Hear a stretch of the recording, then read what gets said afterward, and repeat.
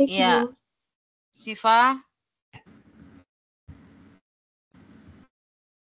Baik Ibu, izin memulai acara pada pagi hari ini. Oke, sebelumnya Assalamualaikum warahmatullahi wabarakatuh. Waalaikumsalam. Waalaikumsalam warahmatullahi wabarakatuh. Selamat pagi semuanya, salam sejahtera untuk kita semua. Yang pertama, Ibu Pulitasari, SAG MSI, selaku dosen pengampu mata kuliah Manajemen Perpustakaan dan PSB.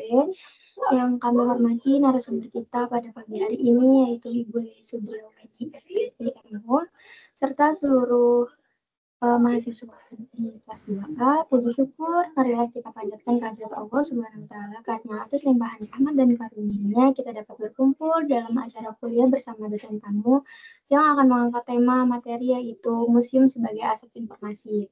Saya Dila Zahwa Rahman selaku MC dengan senang hati akan memandu jalan kegiatan pada pagi hari ini hingga selesai. Semoga acara hari ini dapat memberikan wawasan baru dan bermanfaat bagi kita semua. Sebelum acara saya mulai, izinkan saya untuk membacakan rundown acara pada pagi hari ini.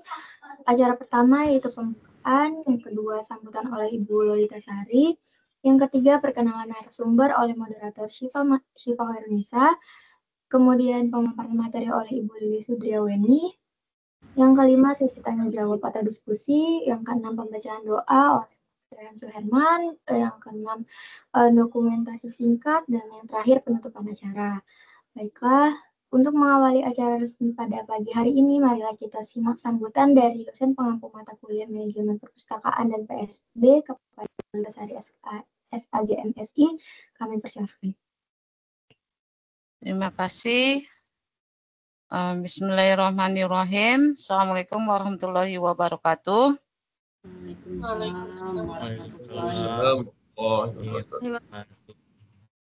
Alhamdulillahirrahmanirrahim. Wabinasta'inu ala umurid dawudin. Wassalatu wassalamu ala asrofil anbiya'i wal mursalin. Wa ala alihi washabihi ajmain. Amma ba'd. Pertama-tama mari kita bersyukur pada Allah Subhanahu wa Ta'ala, yang mana pada pagi hari ini kita akan ada sharing knowledge berkenaan tentang museum sebagai aset informasi, yang mana museum ini merupakan salah satu pusat sumber belajar, pusat sumber informasi, dan pusat sumber pengetahuan yang relevan dengan mata kuliah kita. Sebelumnya kami mengucapkan terima kasih nih kepada Ibu Lili Sudriaweni yang telah memberikan nanti pengetahuan kepada anak-anak kami, mahasiswa kami, dan kebetulan ini mereka ini masih semester 2, Bu. Oh, semester 2 ya? Ya, masih semester 2. Mereka ini mata kuliah mahasiswa manajemen pendidikan Tarbiyah FITK UIN Jakarta, dan kemudian dalam mata kuliah manajemen perpustakaan dan pusat sumber belajar. Dan teman-teman sekalian, alhamdulillah Ibu Weni sudah ada, dan Ibu Weni ini juga merupakan dosen ya, dosen ilmu perpustakaan Fakultas Adab dan Humaniora, dan selalu always berbagi pengetahuan kepada mahasiswa manajemen pendidikan ya berkaitan museum. Mungkin itu sambutan saya. Kurang lebihnya mohon maaf. Assalamualaikum warahmatullahi wabarakatuh. Waalaikumsalam warahmatullahi wabarakatuh. Waalaikumsalam warahmatullahi wabarakatuh. Terima kasih kami ucapkan kepada Ibu Loli atas sambutannya yang penuh semangat dan inspiratif. Selanjutnya, mari kita simak perkenalan narasumber yang akan disampaikan oleh moderator kita, Saudari Syifa.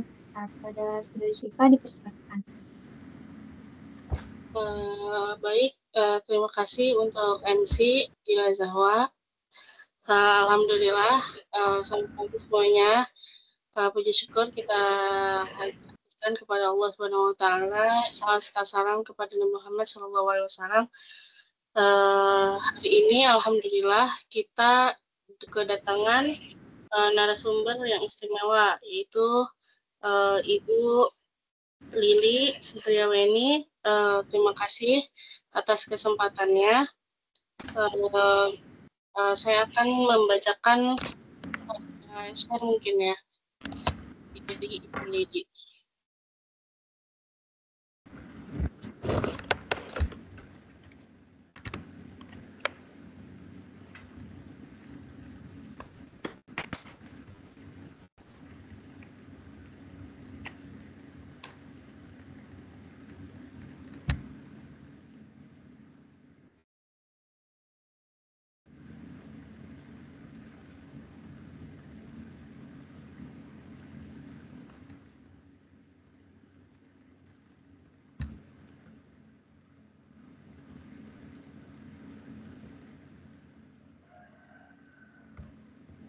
Ini udah ke-share belum ya, Dila?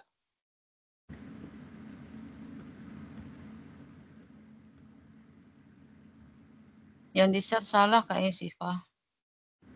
Oh iya.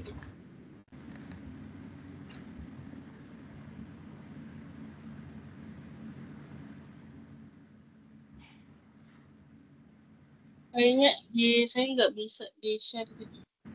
Sebentar. Halo, kok saya nggak dengar apa-apa ya? Sebentar, Ibu. Dila bisa bantu share tidak?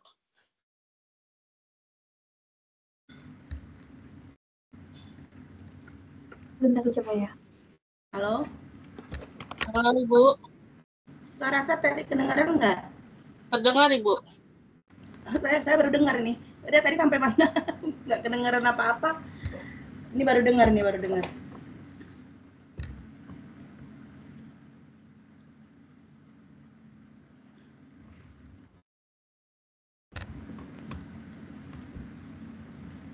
Halo, ini sudah dimulai ya? Sudah mulai langsung saya ya?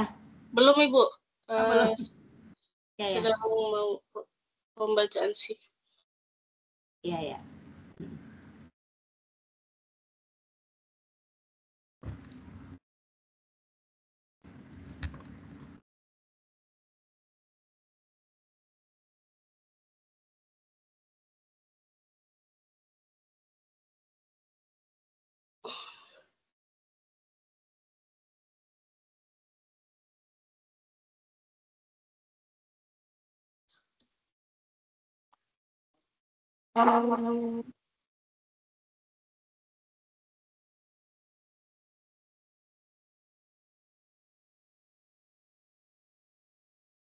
Ya, baik. Izinkan membacakan sedikit profil dari narasumber kita, yaitu Ibu Lili Surdiaweni, SIP M.Hom. Ini adalah dosen tetap di program studi ilmu perpustakaan Fakultas Adab dan Humaniora UIN Syarif Hidayatullah Jakarta. Nah, beliau ini merupakan lulusan dari S1 itu di UIN Syarif Hidayatullah Jakarta pada Fakultas Adab dan Humaniora. Lalu melanjutkan studinya di S2 di Universitas Indonesia dengan jurusan Library and Information Science. Lalu melanjutkan studi S3 di Sekolah Pasca Sarjana UIN Syarif Hidayatullah Jakarta dari 2020 sampai sekarang. Dalam dunia profesional, beliau juga pernah menjabat sebagai kepala perpustakaan dan aktif menjadi dosen di berbagai institusi seperti Universitas Dharma Andalas Padang dan UIN Imam Bonjol Padang. Nah, ada beberapa karyanya pada tahun 2023, yaitu yang berjudul bukunya itu Penanggulan Pandemi COVID-19 melalui arsip rekam medis.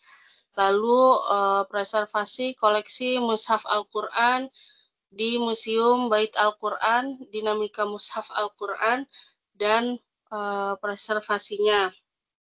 Lalu pada tahun 2001 menerbitkan jurnal Literasi Informasi berdasarkan Surat Al-Alaq.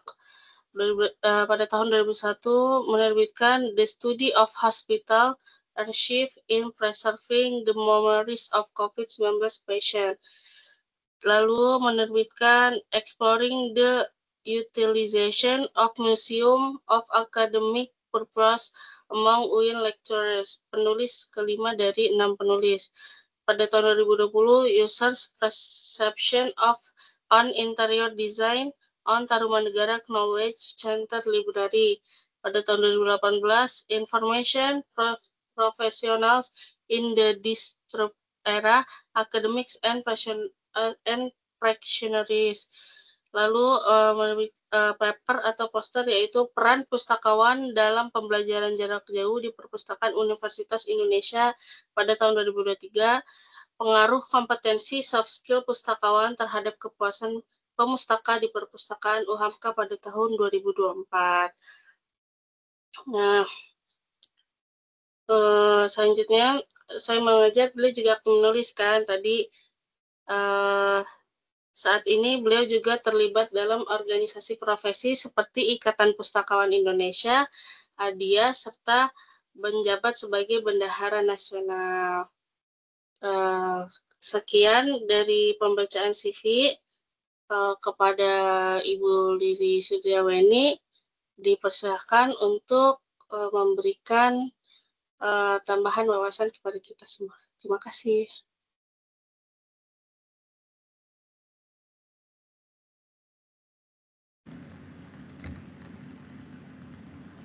Terima kasih moderator Siva ya, Siva atas waktunya, dan sebelumnya saya mengucapkan terima kasih juga kepada Ibu Dr. Lolita Sari yang sudah memberikan saya kesempatan untuk bisa berbagi dengan teman-teman mahasiswa pada Prodi Manajemen Pendidikan.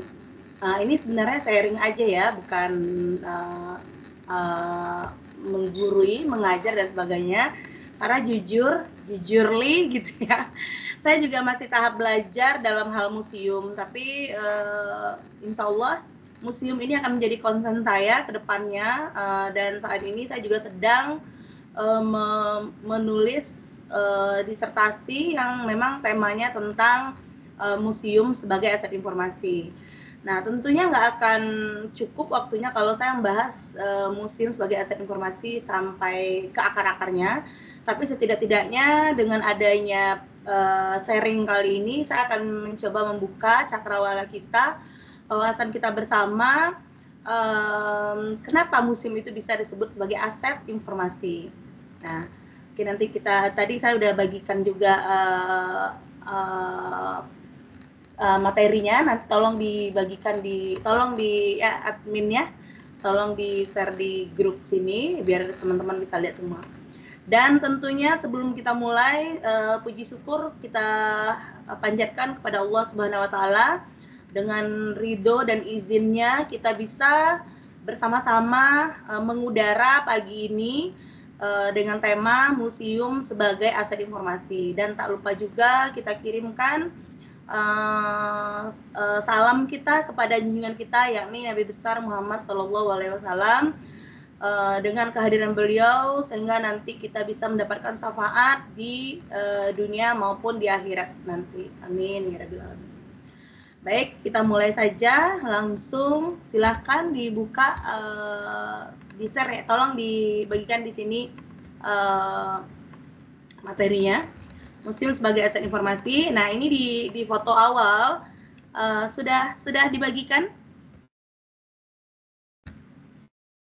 Teman-teman sudah bisa lihat materinya? Siva, bisakah? Di saya tidak bisa share screen, Bu. Siapa yang bisa?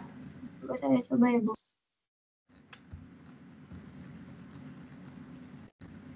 Ini di sini bisa mungkin nih, saya coba saja.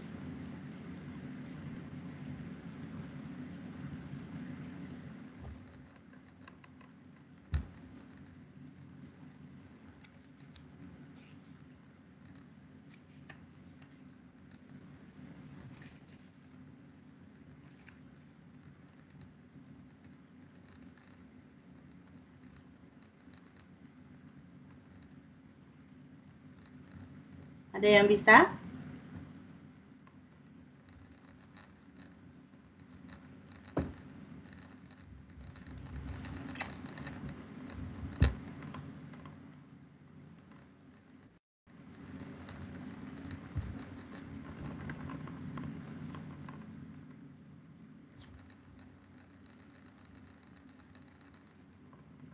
Sudah terlihat, Bu, ini? Sudah terlihat? Oke, saya coba ya. Nah, ini di slide pertama itu saya bukan narsis ya, ini sengaja saya menampilkan foto salah satu museum. Nah, di sini kebetulan museum ini saya ambil adalah gambar Museum Muhammadiyah, bagaimana museum itu memadukan teknologi dengan koleksi-koleksinya yang masih konvensional, yang notabene koleksi-koleksi yang bernilai sejarah. Artinya kalau bernilai sejarah dia sudah dianggap di masa lampau gitu ya, tapi dia memadukan dengan tampilan yang secara ada teknologinya juga. Nah, jadi sekarang kita lihat kenapa sih museum itu bisa dianggap sebagai aset informasi. Kita sebelum kita masuk ke situ, mungkin kita harus paham dulu apa sih yang disebut dengan museum. Kenapa ya nggak bisa ya?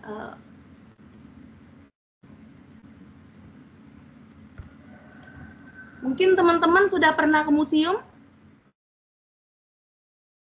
Pernah, Ibu. Sudah ada yang pernah ke museum? Pernah, Ibu. Sudah. Museum apa yang sudah pernah dikunjungi? Museum, waktu itu ke Museum Nasional di Galeri Nasional. Museum Nasional. Museum apa lagi?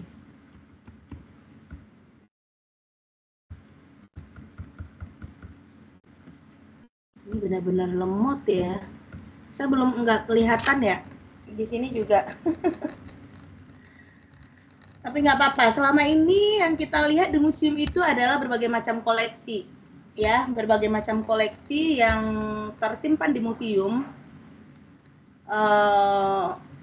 Dan biasanya orang kalau datang ke museum tuh menganggap koleksi yang ada di museum tuh hanya sebagai hiburan, biasanya seperti itu ya. Terus tapi ternyata enggak. Ternyata museum itu lebih dari apa yang kita anggap ya. Museum itu lebih dari yang selama ini kita kalau datang ke museum hanya sebagai tempat hiburan semata, bagaimana kita bisa mendapatkan refreshing, healing dan sebagainya. Ternyata tidak. Nah, berdasarkan International Council of Museum, museum itu merupakan institusi yang permanen ya, yang non-profit. Tapi menjadi museum itu hampir sama sebenarnya dengan perpustakaan. Dia itu adalah lembaga non-profit yang kalau lembaga non-profit itu biasanya tidak mengambil keuntungan, tetapi kita nggak bisa juga mengklaim museum itu tidak mengambil keuntungan sama sekali, karena kalau kita lihat pada saat ini banyak juga museum yang notabene adalah mereka sudah mencari keuntungan dari kehadiran museum itu sendiri. Nah, jadi tapi keuntungannya itu biasanya museum seperti itu adalah museum yang dikelola oleh lembaga swasta. Sedangkan museum yang biasanya non-profit itu adalah lembaga yang dikelola oleh lembaga pemerintahan. Jadi museum itu menurut ICOM itu adalah institusi permanen non-profit yang melekat. Jadi ada kata kuncinya dalam museum bahwa museum itu adalah melayani masyarakat dan berkontribusi pada pengembangan dan pendidikan masyarakat dengan mengumpulkan, melestarikan, memamerkan benda-benda yang memiliki nilai sejarah, seni, budaya, dan ilmiah. Jadi harus kita pahami di sini ya. Jadi benda yang ada di museum itu bukan hanya sekedar dikoleksi, dikumpulkan dan dipajang, bukan itu, tetapi adalah benda yang mempunyai nilai informasi sejarah, nilai informasi budaya, atau nilai informasi seni dan ilmiah dan sebagainya. Jadi kalau seandainya ada seseorang mengkoleksi suatu benda dan tidak ada nilai, baik dia nilai sejarah atau seni, budaya, sebagai koleksi saja, tapi tidak bisa disebut sebagai objek museum atau sebagai koleksi museum. Karena koleksi yang tersimpan di museum itu atau benda-benda yang tersimpan di museum itu adalah benda-benda yang bisa diinformasikan kepada masyarakat bahwa dia mempunyai nilai, baik sejarah, budaya, seni, dan sebagainya. Jika dia hanya nilai yang didapat hanya nilai kesenangan saja, berarti dia tidak bisa dikategorikan sebagai koleksi museum, gitu ya. Terus beberapa para institusi atau ahli menyebutkan juga museum itu selain mengumpulkan, dia juga melestarikan. Artinya di dalam museum tersimpan koleksi-koleksi yang tujuannya adalah untuk dilestarikan, baik fisiknya maupun informasikan. Untuk apa? Supaya tetap informasi itu bisa disampaikan kepada generasi berikutnya.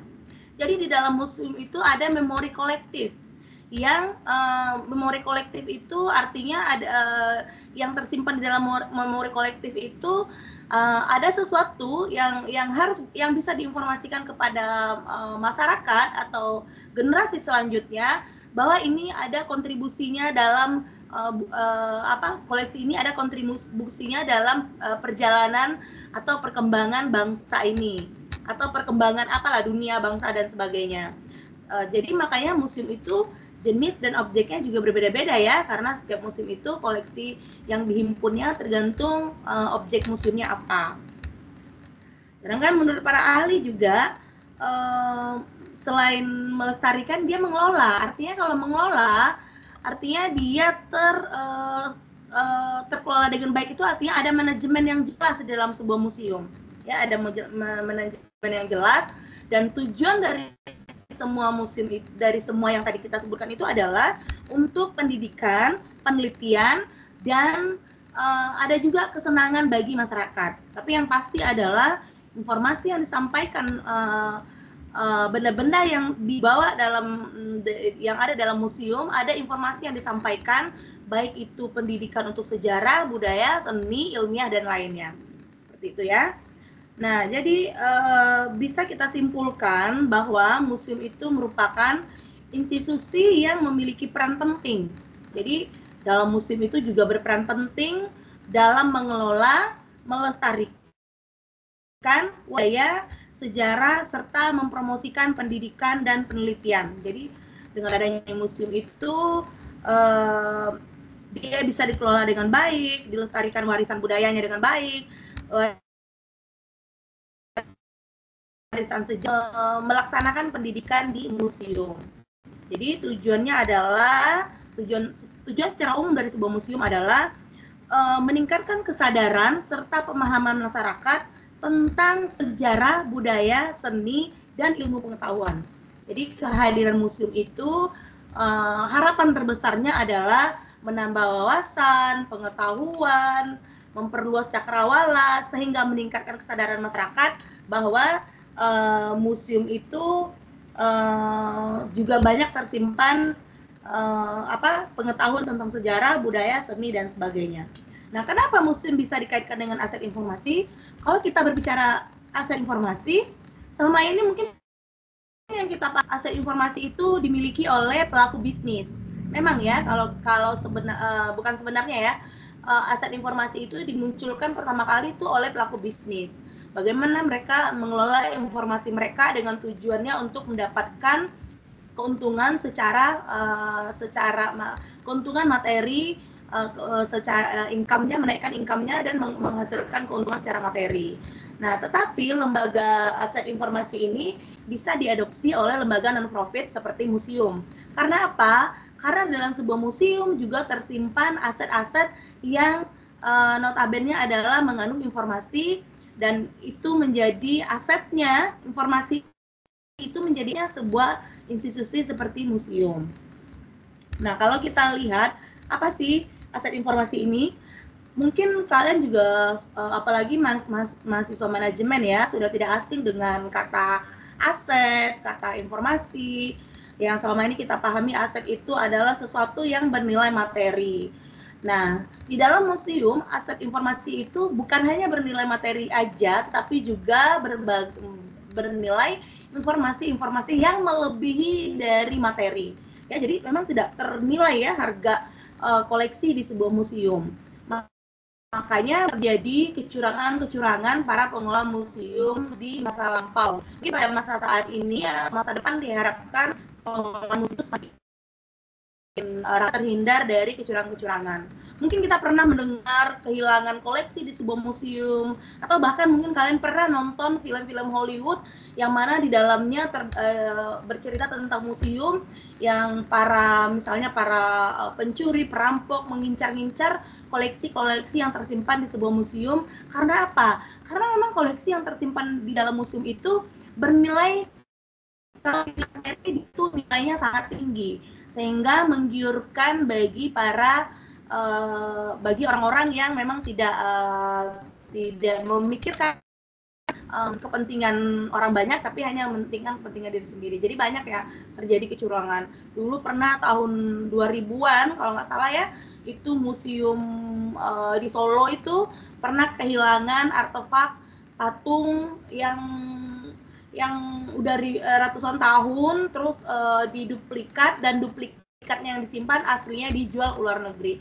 Itu ada beberapa kali sering terjadi seperti itu di museum. Makanya para pengelola museum itu harus mempunyai tanggung jawab untuk melestarikan, mempunyai tanggung jawab bahwa itu bukan untuk kepentingan pribadi, tapi adalah untuk kepentingan kelanjutan warisan budaya, seperti itu ya. Terus aset informasi itu sendiri apa sih sebenarnya aset informasi, gitu ya? Aset informasi adalah aset informasi yang dimiliki oleh museum itu adalah koleksinya, ya. Jadi aset informasi itu merupakan konsep yang sangat penting dalam pengelolaan informasi, yang definisi yang diberikan oleh si Koch dan Clark itu yang saya sebutkan di slide itu. Aset informasi itu adalah koleksi informasi yang memiliki nilai yang dapat digunakan untuk mendukung pengambilan keputusan pendidikan dan penelitian. Jadi aset informasi itu koleksi informasi ya yang memiliki nilai, yang nilainya itu nanti bisa digunakan untuk mengambil keputusan baik di bidang pendidikan atau penelitian. Jadi itu disebut dengan aset informasi. Aset informasi ini merupakan konsep yang sangat penting dalam pengelolaan informasi, dan definisi itu sangat tepat sekali kita bawakan untuk museum. Jadi aset informasi dapat berupa koleksi informasi yang memiliki nilai yang dapat digunakan untuk mendukung dalam mengambil keputusan untuk pendidikan atau penelitian. Dalam konteks museum, koleksi itu dianggap sebagai aset informasi. Jadi ingat ya, apa yang di dalam museum itu yang kita anggap sebagai aset informasi? Koleksinya. Koleksi museum itu bisa berupa benda-benda bentuk fisik, ya misalnya kalau kalian pergi ke museum nasional gitu ya, kalian akan bertemu dengan benda-benda yang bentuknya fisik. Bisa berupa dokumen, kalau kalian pergi ke Museum Bayat Al-Quran, kalian akan menemukan dokumen-dokumen atau mushaf-mushaf Al-Quran dari masa lalu dan dipamerkan di situ. Dan di dalam mushaf-mushaf itu terdapat informasi-informasi, bukan hanya informasi yang terkandung di dalam mushaf itu sendiri, tetapi perjalanan dari mushaf itu hadir ke museum, perjalanannya, sejarahnya, mushaf itu dihadirkan, mushaf itu dikelola, informasi itu ditransfer lagi dan disampaikan lagi kepada masyarakat. Seperti itu ya. Terus ada juga foto-foto gitu ya, misalnya kenapa anak-anak SD suka, anak-anak sekolah ya, anak SD, SMP, SMA itu salah satunya sering dibawa main berkunjung ke museum, karena di museum itu misalnya banyak dipamerkan foto-foto perjalanan sejarah Indonesia, mulai dari, kan kita nggak pernah melihat seperti apa dulu Indonesia ini dijajah, seperti apa Indonesia ini dulu berjuang dalam memperebutkan kemerdekaan itu. Nah, salah satunya informasi itu terkandung di dalam dokumen, di dalam arsip, dalam foto-foto, dan itu sebagian tersimpan di museum. Jadi bagaimana kita seakan-akan ada di masa lampau, kita bisa misalnya Museum Nasional, kita lihat di situ misalnya duplikat-duplikat barang-barang perjuangan ini misalnya. Terus kalau kita berimajinasi, seakan kita balik ke masa lalu, oh ternyata dulu mereka menggunakan bambu runcing, menggunakan alat-alat yang tradisional, melawan para penjajah yang notabene menggunakan alat-alat yang lebih canggih.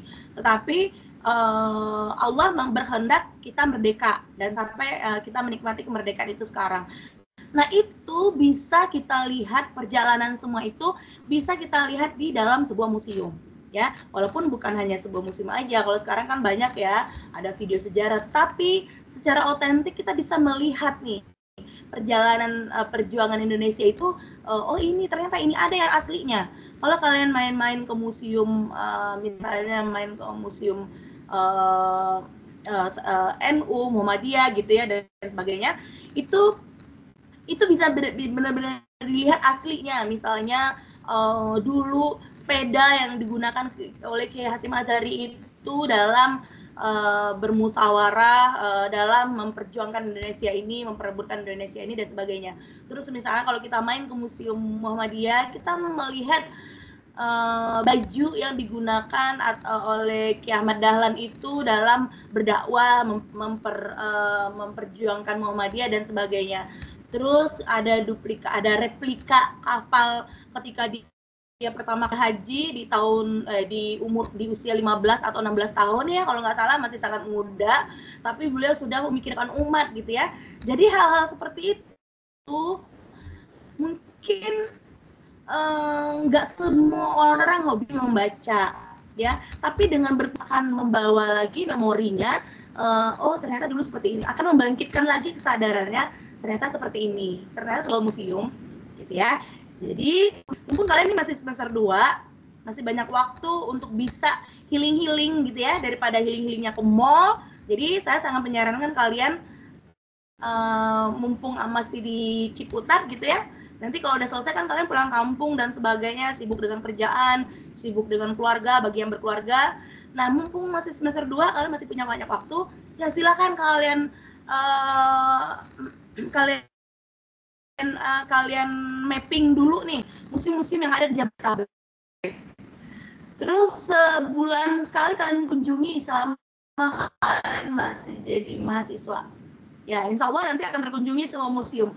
Dan gimana? Rasakan apa yang kalian rasakan ketika kalian menghayati, kita akan terbawa lagi ke masa lalu, oh dulu seperti ini gitu ya. Jadi secara tidak langsung informasi yang tersimpan di dalam koleksi museum itu sampai kepada orang yang mengunjunginya, seperti itu. Jadi dengan demikian maksudnya aset informasi ini bisa digunakan untuk mendukung aset informasi, museum dapat menggunakan koleksinya sebagai aset informasi untuk mendukung penelitian dalam pengambilan keputusan. Jadi bukan hanya penelitian aja, tapi pendidikan, pengetahuan, dan sumber-sumber ilmiah lainnya, seperti itu ya. Jadi kaitannya aset informasi dengan museum itu sudah jelas. Museum dapat menggunakan koleksinya. Nah ini adalah garis merahnya ya, benang merahnya, bahwa museum dapat menggunakan koleksinya sebagai aset informasi dalam mendukung pendidikan, penelitian untuk pengambilan keputusan. Ya, misalnya museum dapat menggunakan koleksinya untuk mendukung pendidikan dengan menyediakan sumber belajar yang autentik dan menarik. Jadi kita ini belajar di museum itu menarik loh. Misalnya kalau kita belajar di kelas itu lama-lama boring. Apalagi kalau misalnya 4 SKS. Kalian belajar 4 SKS, mendengarkan dosennya ceramah, mendengarkan dosennya 4 SKS di kelas itu boring ya, garing, boring dan sebagainya. Aduh apaan sih, apalagi cuma sekedar membacakan teori dan sebagainya. Tetapi dengan adanya koleksi museum sebagai aset informasi, maka mendukung pendidikan dan menyediakan sumber informasi. Maka museum itu mendukung menyediakan sumber belajar yang autentik dan menarik. Jadi kita belajar di museum, kita bisa lihat ini loh dulu digunakan dalam memperebutkan kemerdekaan Indonesia apa, misalnya bambu runcing gitu ya. Jadi kita akan flashback lagi, walaupun kita nggak pernah ada di masa itu, tapi kita langsung bayangkan dulu begitu ya, akhirnya menimbulkan kesadaran. Terus misalnya kalau kita main ke museum Bahari gitu ya, di museum Bahari itu akan banyak tersimpan koleksi-koleksi misalnya terkait dengan kebaharian Indonesia, bagaimana dulu nenek moyang kita ini seorang pelaut, bagaimana dia dulu berlayar, melaut dan sebagainya, itu tersimpan beberapa koleksi-koleksinya di situ. Nah kita nggak pernah tahu gitu ya. Tapi kalau kita bermain ke museum, melihat itu ke museum, sekarang kan kita kembali lagi gitu. Oh ternyata begini ya, kenapa Indonesia itu disebut sebagai nenek moyangnya seorang pelaut. Ternyata memang ada gitu ya, jejak rekamnya ada gitu ya, itu tersimpan di museum gitu. Misalnya dulu pernah terjadi tsunami besar gitu ya di Indonesia, misalnya Krakatau meletus. Itu kan Krakatau itu kan di dalam laut gitu ya, makanya dia tersimpan bukti-bukti Krakatau itu meletus itu di Museum Bahari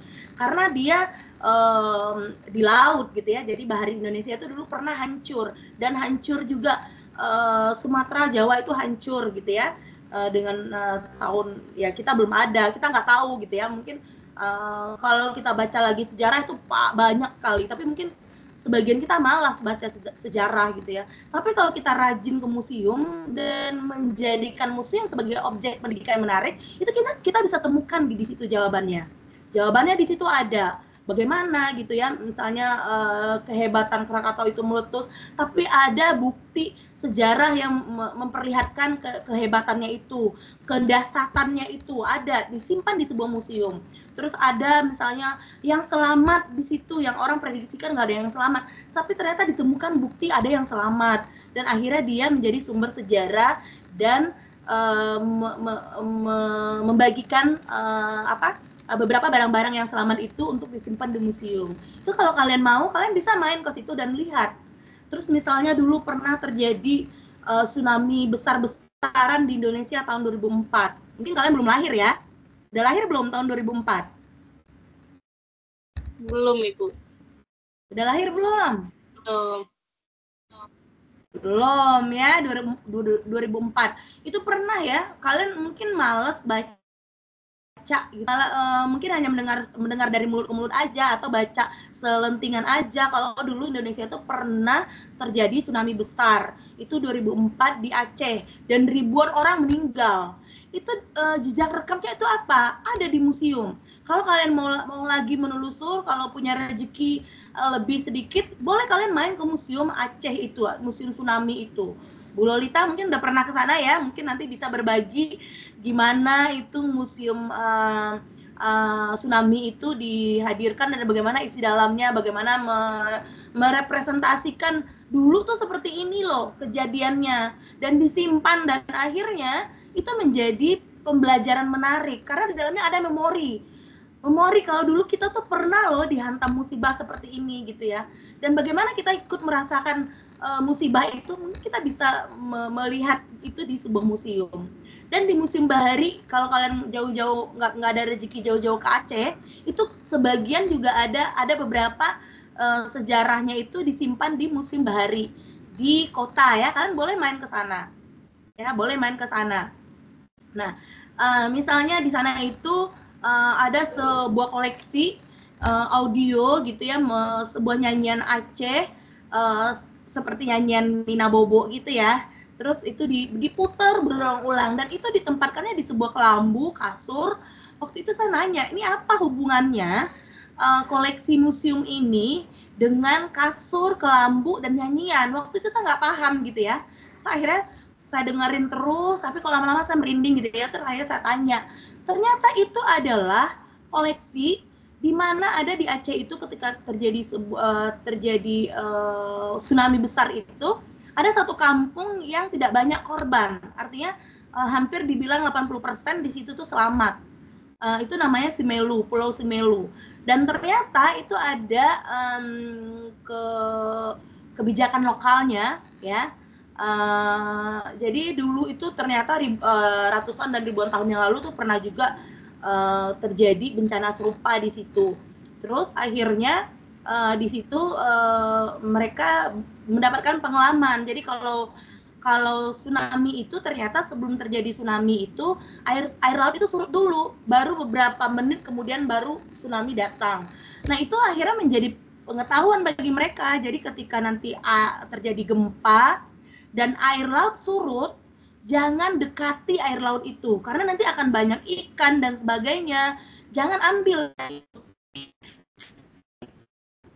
kesempatan menyelamatkan diri, lari cari tempat yang paling tinggi gunung, bukit dan sebagainya, ketinggian gitu ya. Akhirnya itu menjadi rekaman memori bagi mereka. Akhirnya itu dijadiin sebuah nyanyian, dan nyanyian itu selalu dinyanyikan setiap anak-anak yang mau tidur sampai turun-menurun dan sampai pada kejadian tsunami itu. Akhirnya melekat di memori orang Sumelu itu. Jadi bunyi nyanyiannya kira-kira seperti itu. Jadi kalau ada air laut surut, jangan lari, jangan deketin, tapi larilah, carilah ke gunung. Kira-kira artinya seperti itu. Tapi dalam bahasa Aceh. Akhirnya ketika terjadi itu mereka semua lari ke gunung dan alhasil mereka selamat. Artinya apa?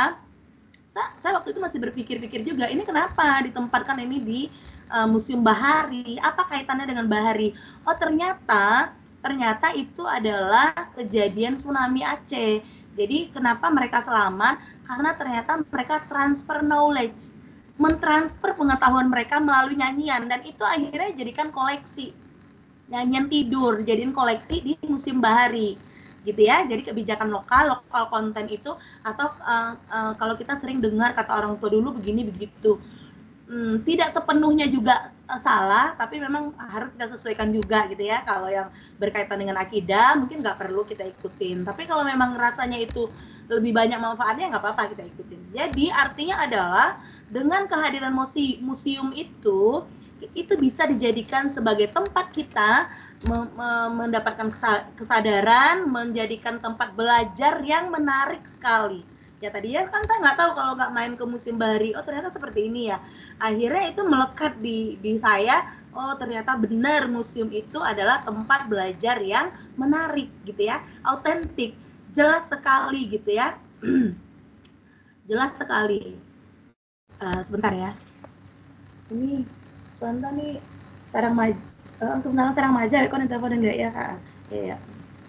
Oke, seperti itu ya. Jadi kalau kita nggak datang ke museum, kita nggak tahu.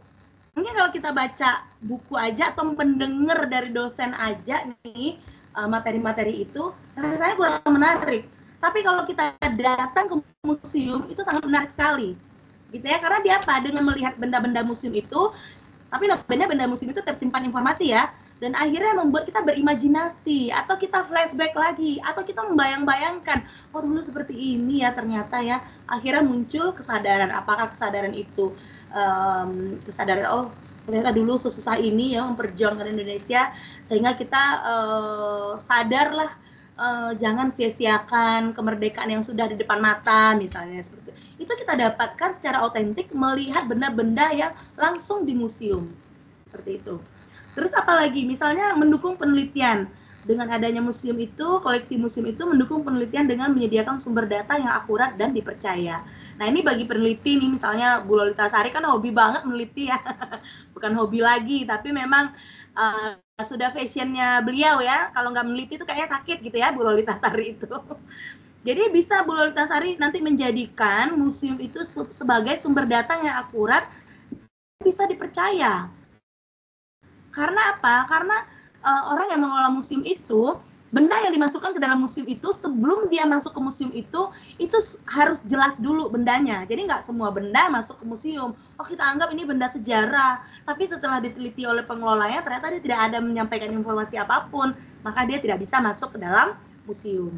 Jadi sudah pasti bagi peneliti seperti Bu Lolitasari nih yang hobi peneliti nih, maka museum itu bisa dijadikan sebagai sumber data yang akurat dan dipercaya. Nah ini kenapa museum itu, koleksi museum itu tadi dianggap sebagai pengambil keputusan. Yang pertama tadi adalah sebagai tempat pendidikan atau menyediakan sumber belajar yang autentik dan menarik. Yang kedua adalah mendukung penelitian dengan menyediakan sumber data yang akurat dan terpercaya. Terus yang ketiga adalah mendukung pengambil keputusan dengan menyediakan informasi yang relevan dan akurat.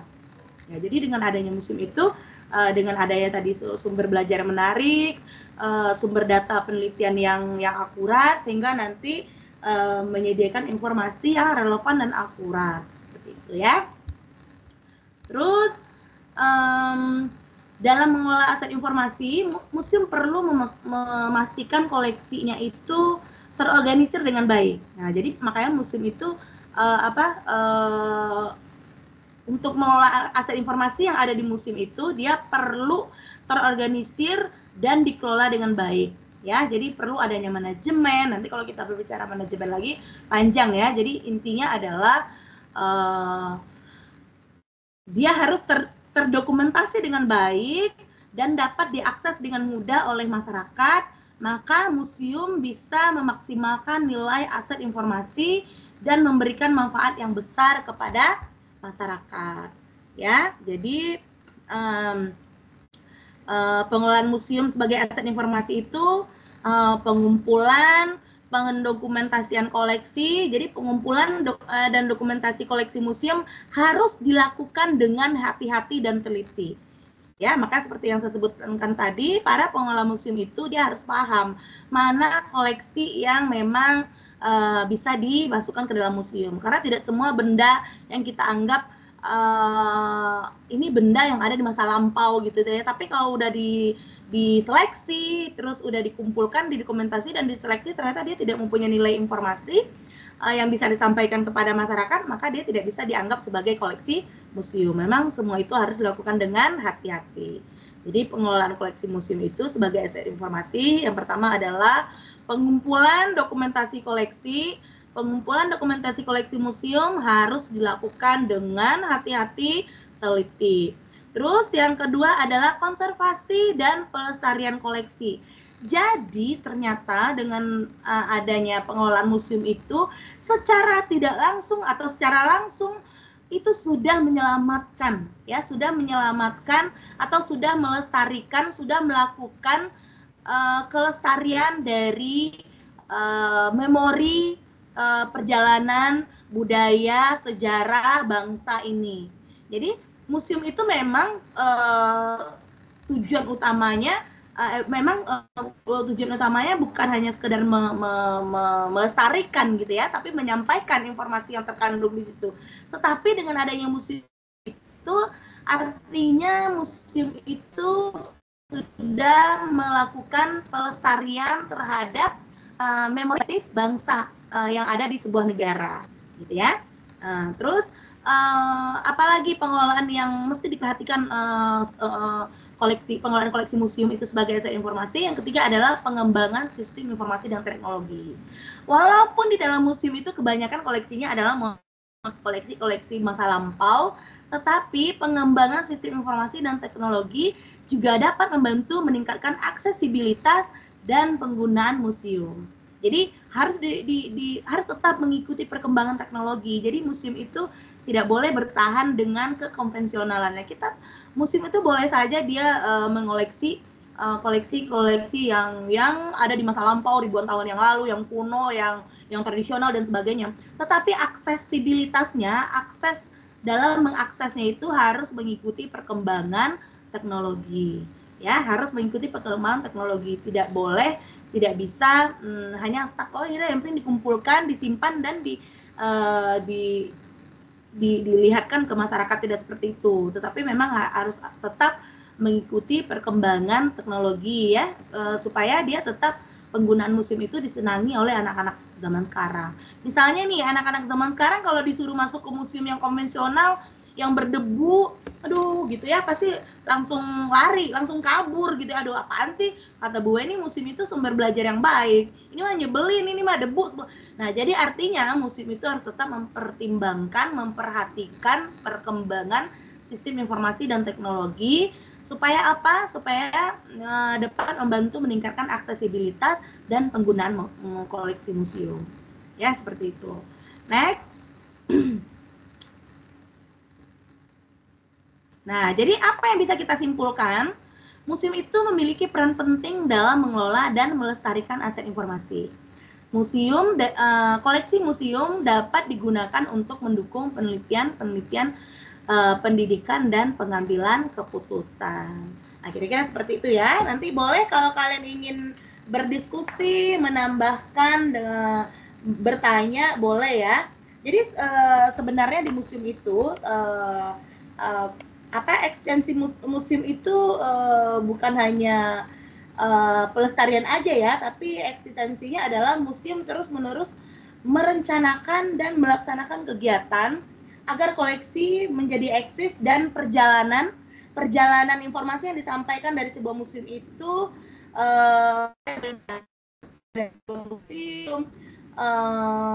itu tetap bisa disampaikan informasi pada masyarakat. Jadi perjalanan museum itu, perjalanannya itu adalah mulai mengumpulkan mengumpulkan koleksi-koleksi museum yang ada di luar museum itu ya. Jadi para kurator ya, kalau orang yang mengelola museum itu disebut dengan kurator, itu para kurator itu mereka harus radarnya harus tinggi. Ini misalnya objek museum ini tentang apa nih? Misalnya tentang Muhammadiyah. Jadi dia radarnya harus tinggi. Di mana nih kira-kira sarangnya Muhammadiyah yang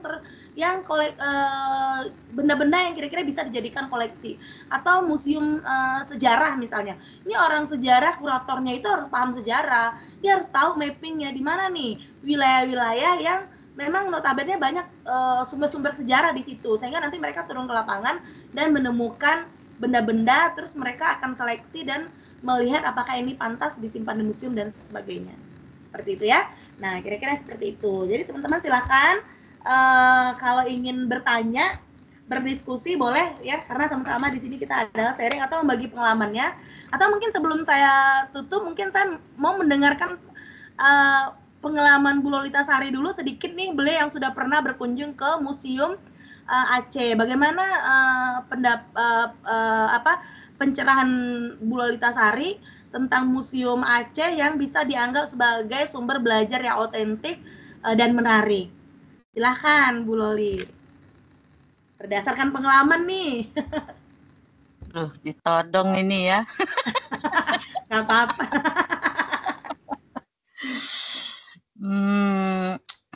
Ya, makasih Bu Weni dan para mahasiswa. Menarik ya berkaitan tentang museum. Dan juga jangan lupa bahwa kita ini mata kuliah manajemen perpustakaan dan pusat sumber belajar, dan Bu ini tadi sudah menjelaskan bahwa museum itu adalah sebagai aset informasi. Nah, berkaitan tentang informasi, dan jangan lupa pula bahwa perpustakaan juga sebagai pusat informasi. Jadi pernah Ibu katakan juga bahwa di Indonesia ini atau pun di luar negeri, pusat belajar dan pusat informasi itu ada 3. Yang pertama adalah perpustakaan, karena kita berkaitan tentang mata kuliah manajemen perpustakaan, dan yang kedua adalah museum ya, museum, dan yang ketiga adalah arsip. Nah, nanti Anda semua hari ini sangat beruntung ya bertemu dengan Bu Weni, karena beliau itu memaparkan tentang museum, dan kelas lain nggak, rasanya Ibu belum, kayaknya kelas lain belum diberikan materi tentang ini. Kan di RPS juga ada ya tentang museumnya. Dan kemudian nanti tentang arsip mungkin di semester berikutnya. Jadi di manajemen pendidikan ini Anda beruntung sekali mendapatkan ketiganya ya, tiganya, perpustakaan, museum, dan arsip. Dan kemudian tadi Ibu Weni tadi sedikit nodong Ibu ya tentang museum yang ada di Aceh gitu ya. Mudah-mudahan ini Anda semua pergi ke Aceh ya. Di sana nanti Anda akan melihat betapa betapa merasakan sendiri gitu, betapa kengerian dari tsunami tersebut, betapa mereka itu mengagungkan Allah dan seterusnya, betapa ketakutan dan seterusnya, dan juga di situ memperlihatkan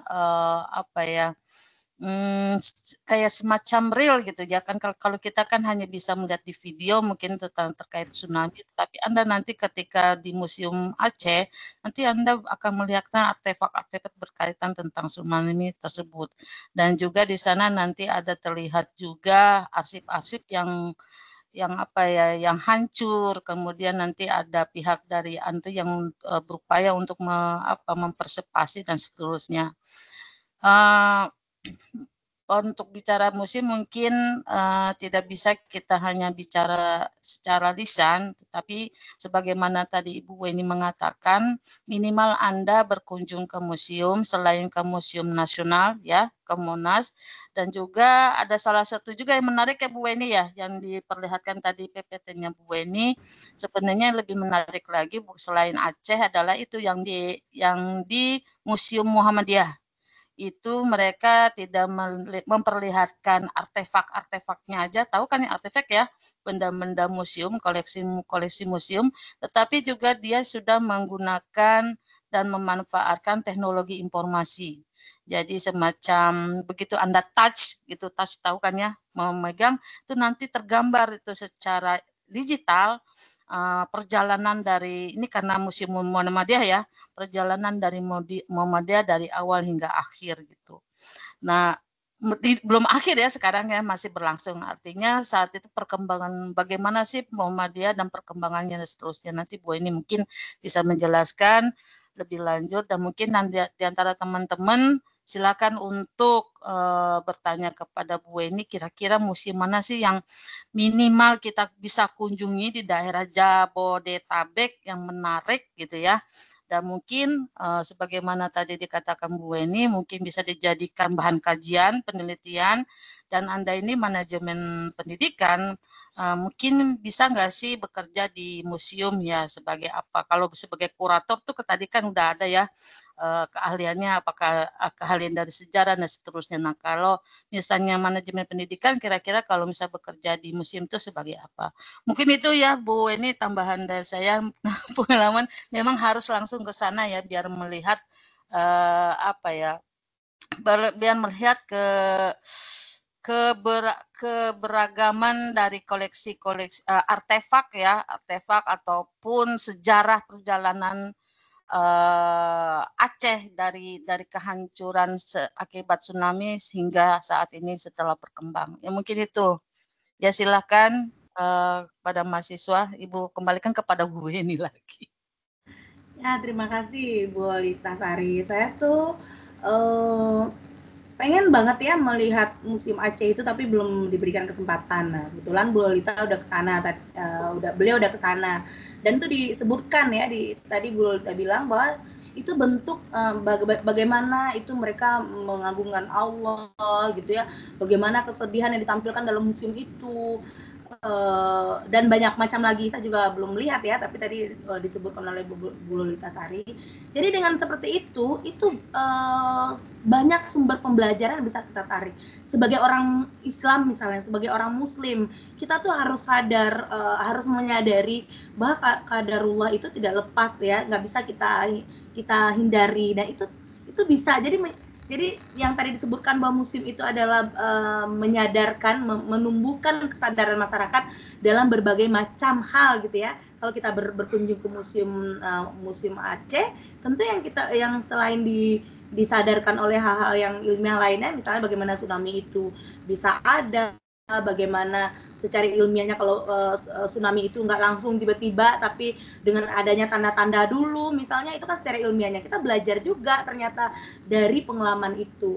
Jadi di museum itu bukan hanya tambah lagi satu nih, di museum itu bukan hanya tempat sumber belajar yang menarik, tempat penelitian data-data yang akurat, autentik dan sebagainya, tetapi juga bisa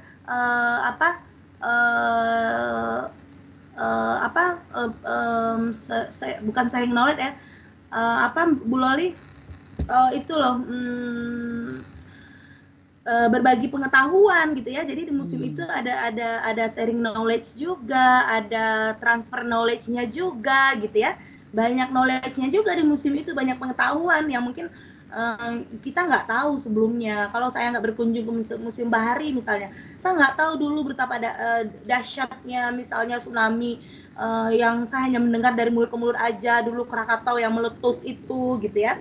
Bahkan saya membaca pun enggak, tapi dengan adanya saya melihat bukti-bukti sejarah yang bukti-bukti melalui koleksi-koleksi di museum itu, akhirnya saya tertarik. Oh ya berarti akhirnya kita cari nih mana nih buku sejarah yang menceritakan tentang dulu meletusnya Krakatau gitu misalnya. Terus misalnya saya nggak tahu dulu nih Aceh seperti apa, misalnya kenapa di Sumeru itu ada yang 80% masyarakatnya selamat, yang ternyata ada gitu ya. Akhirnya kita dari sana kita menelusuri rujukannya gitu ya. Akhirnya memperpanjang cakrawala kita gitu ya. Jadi museum itu pintunya, salah satu pintu pembuka cakrawala yang tadinya kita nggak tahu nih bagaimana dulu misalnya Kiai Ahmad Dahlan itu dalam memperjuangkan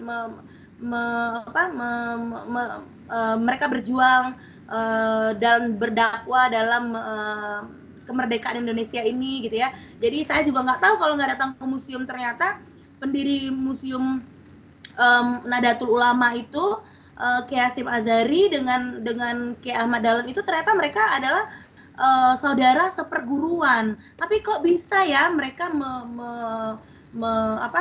menciptakan atau memunculkan, membuat organisasi yang beda gitu ya. Tapi ternyata justru dengan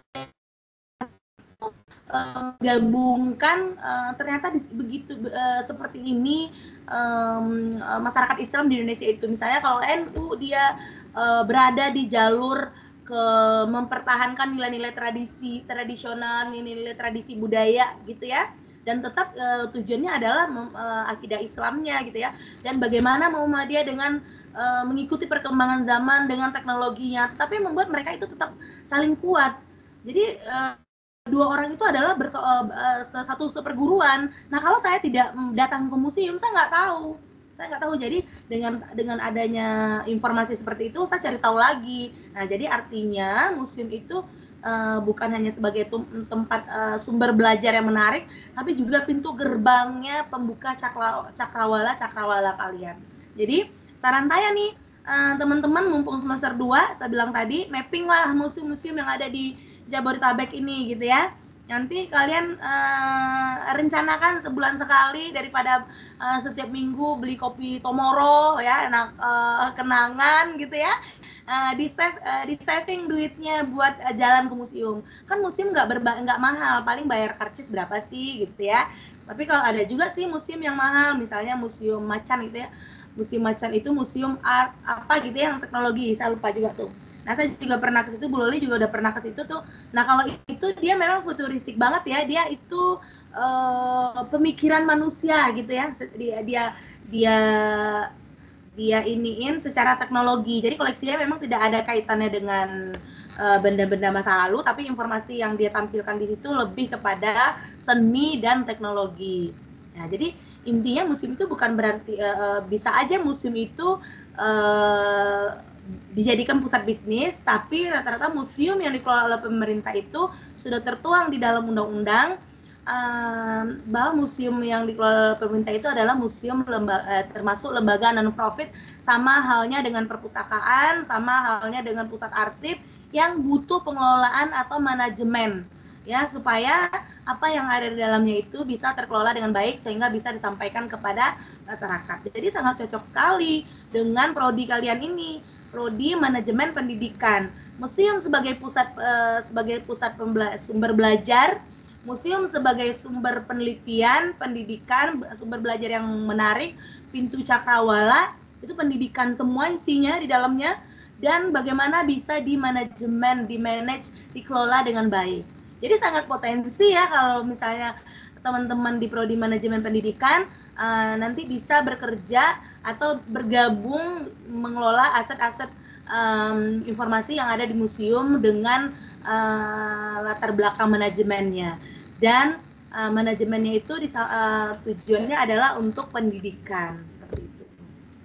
Ya, saya juga pernah waktu itu membawa mahasiswa ke Museum BI, Bank Indonesia. Itu mulai diceritakan bagaimana alat bayar Indonesia ini dari zaman batu, dari zaman dulu, sistem barter, sampai akhirnya kita menemukan duit yang sekarang ini. Itu perjalanannya itu mulai dari sistem barter, dari kepingan logam, emas, dan sebagainya, sampai akhirnya membuat alat tukar. Saking alat tukarnya itu tidak ada standarnya, jadi setiap wilayah, setiap kelompok membuat alat tukarnya sendiri gitu ya. Nah, akhirnya adalah di manajemen, di-manage lah dengan baik gitu ya, dikelola dengan baik. Akhirnya terciptalah alat tukar yang kita pegang saat ini yang dinamakan dengan rupiah. Dulu sebelum adanya manajemen itu enggak semua orang berhak mengeluarkan alat tukarnya sesuai dengan ininya sendiri gitu ya. Tapi akhirnya dikelola. Nah, itu menurut saya prodi manajemen pendidikan ini sangat punya potensial yang luar biasa dalam mengelola museum, arsip, pusat arsip dan perpustakaan. Nah, tujuannya adalah memang untuk pendidikan seperti itu. Silakan teman-teman berkomentar, menambahkan atau mencerita pengalamannya. Kan kita hanya di sini sharing aja ya. Karena saya juga baru di permusiuman, tetapi memang saya awalnya saya nggak ngerti juga museum, tapi setelah saya berkunjung ke beberapa museum akhirnya membuka pemikiran, oh ternyata museum ini menarik gitu ya. Dan museum ini sesuatu yang tidak kalah eksistensinya nanti dengan perpustakaan. Seperti itu ya. Silakan.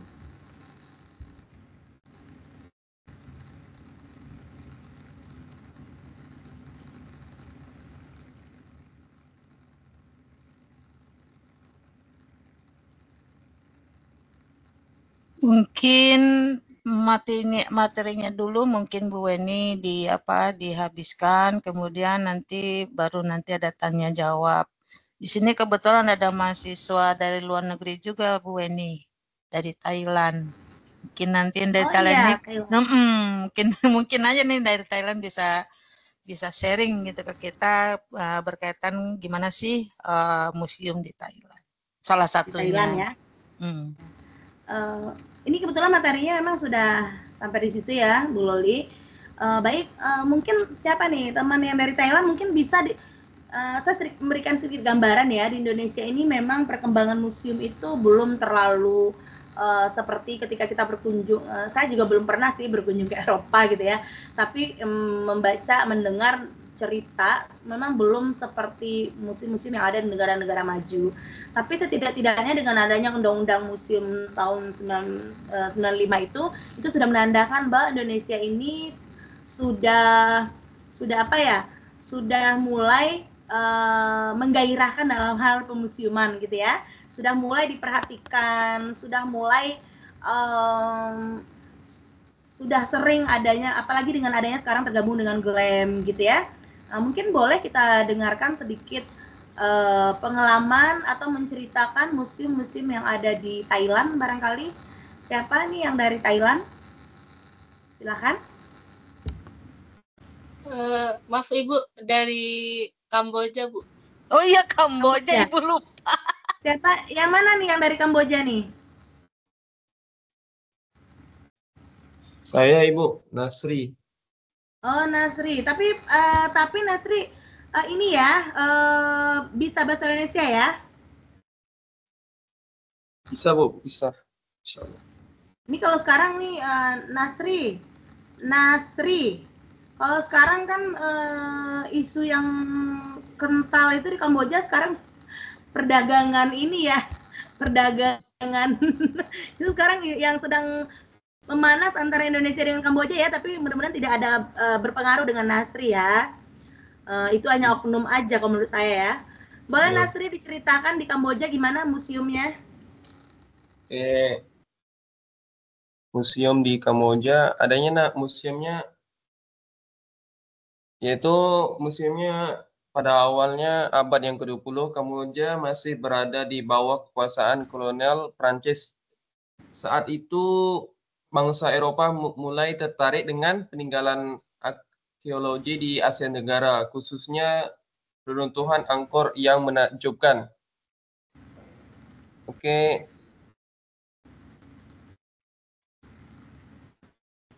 Tahun 1975 menjadi titik gelap dan dalam sejarah Kamboja. Rezim Khmer Merah yang dipimpin oleh Pol Pot berkuasa dan berusaha menghapus semua jejak budaya, pendidikan dan agama.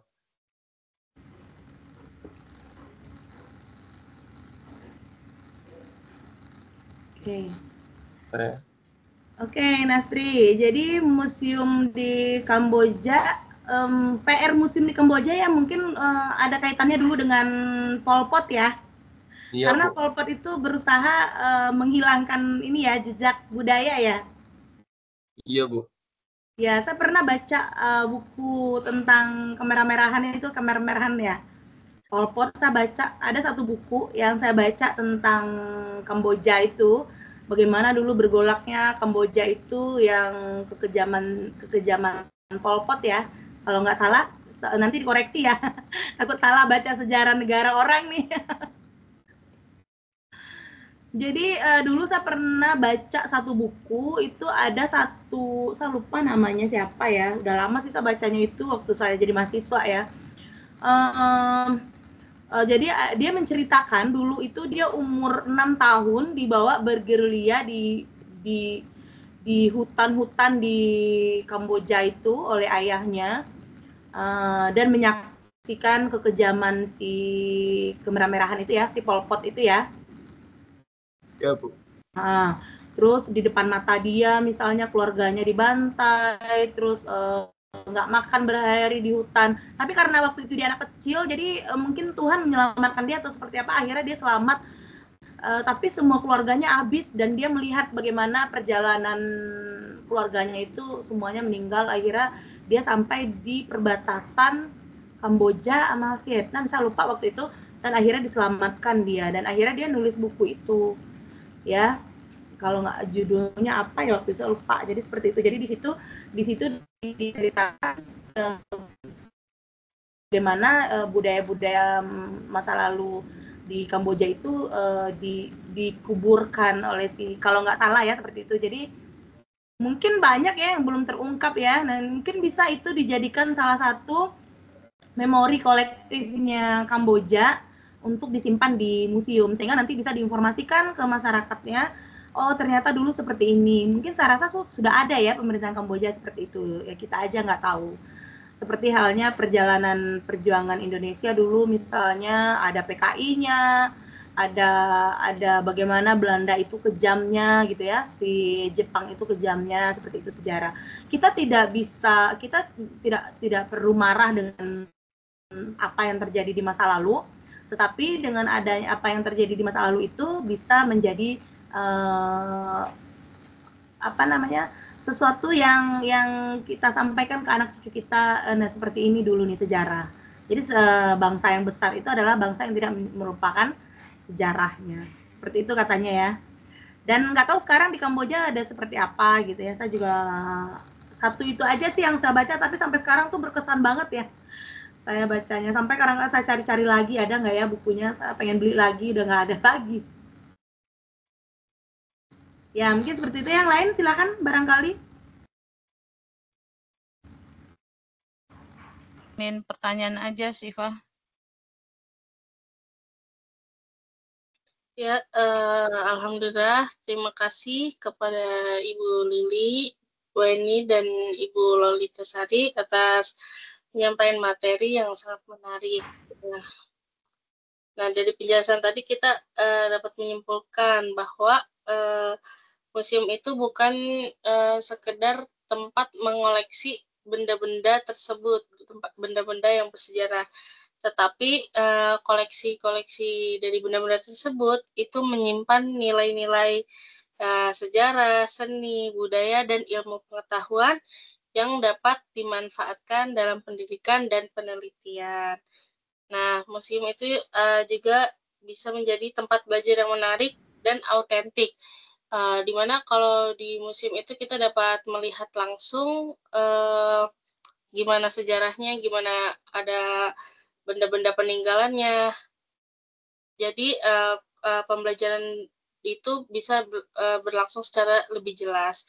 Nah, yang kedua itu museum itu sebagai tempat yang mendukung penelitian karena adanya sumber data yang akurat dan terpercaya. Nah, yang ketiga itu sebagai bisa menjadi tempat yang sharing knowledge atau berbagi pengetahuan. Nah, dari kesimpulan ini, mungkin teman-teman ada yang ingin bertanya?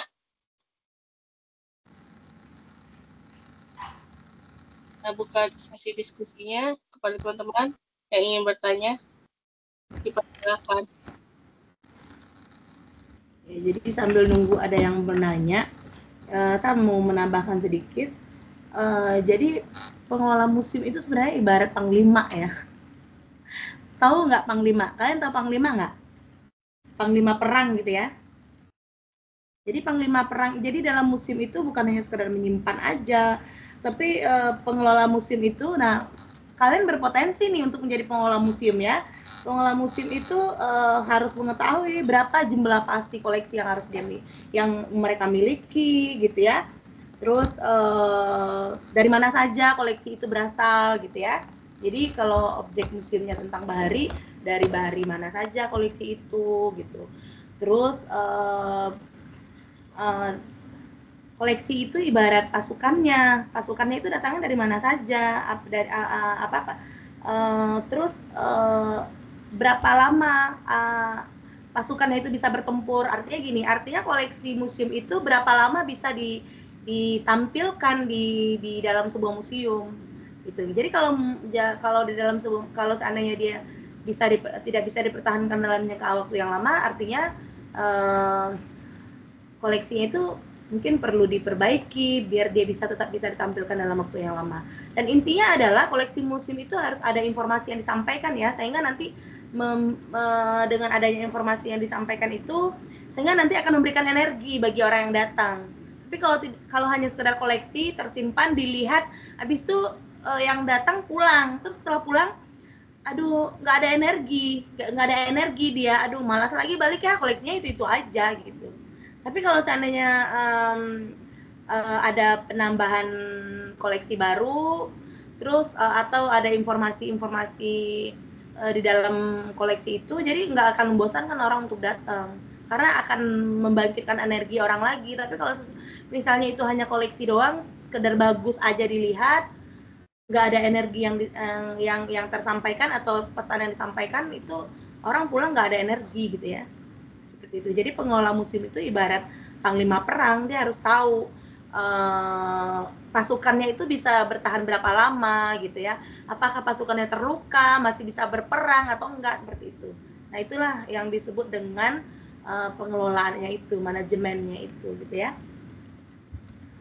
Apakah masih bisa bertempur dalam jangka waktu yang lama, apakah koleksinya masih bisa disimpan dalam jangka waktu yang lama, seperti itu. Dan bagaimana kekuatannya, jadi seperti itu ya. Nah, silakan kalian boleh bertanya.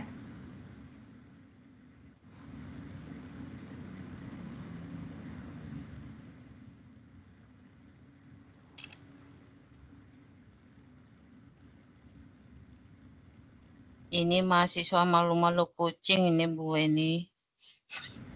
Mungkin kalau langsung mungkin banyak kali pertanyaan ya. Iya.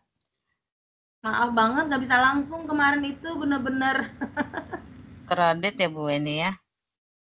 Acaranya. Kredit ya jadwalnya. Iya. Tapi kalau minggu depan aja, saya pikir ternyata minggu depan udah nggak kuliah ya. Iya, ini ya hari terakhir. Padahal saya pengen banget nih ketemu langsung gitu ya. Kan kalau ketemu langsung enak, saya bisa nunjuk nih. Coba nih, kalau sekarang gimana nih? Halimatus Sa'diyah mana nih? Nah, tunjuk aja Bu Weni. Ibu, maaf kalau Halimah dia ikut, tapi sebenarnya dia lagi di Monas. Hah? Lagi di Monas? Iya, jadi dia mungkin nggak bisa buka kamera. Oh. Kenapa? Halimatus Sa'diyah di Monas ngapain? Silakan langsung aja masuk ke Monumen Nasional itu. Itu juga termasuk salah satu museum ya. Iya, mana Monasnya tampilkan coba. Coba Halimatus Sa'diyah, coba dilihatin Monasnya di mana, jangan hanya duduk-duduk doang. Kan di sekitar Monas banyak tuh museum tuh. Ayo Siti, Anastasia, mana nih? Ya, silakan bertanya atau memang udah paham semua kayaknya nih. Apa kasih tugas aja Bu Weni? Tugasnya silakan berkunjung ke museum yang kalian suka dan minggu depan bikinkan laporannya. Bener itu. Jadikan laporannya sebagai tambahan UAS ya, Bu Loli. Nah, coba kalau nggak ada yang bertanya itu Ibu jadikan tambahan UAS itu. Ya, jadikan tambahan UAS minimal 1 halaman lah, esai deh dia bikin. Oh gitu. Tentang museum yang dia kunjungi, masukin ke dalam nilai UAS-nya. Habis nggak ada yang bertanya ya, Bu Loli? Iya, nggak ada yang bertanya, berarti tambahan soal UAS ya, Bu, ini ya. Ya, masukin dalam soal UAS ya, Bu Loli. Esai tentang museum yang dia kunjungi. Oke, siap. Begitu, teman-teman? Setuju nggak? Tapi kalau ada 2 orang yang bertanya, gugur itu. Gugur. Sepakat. Ya, saya izin bertanya. Ya. Woi, memang hidup tuh perlu ancaman ya.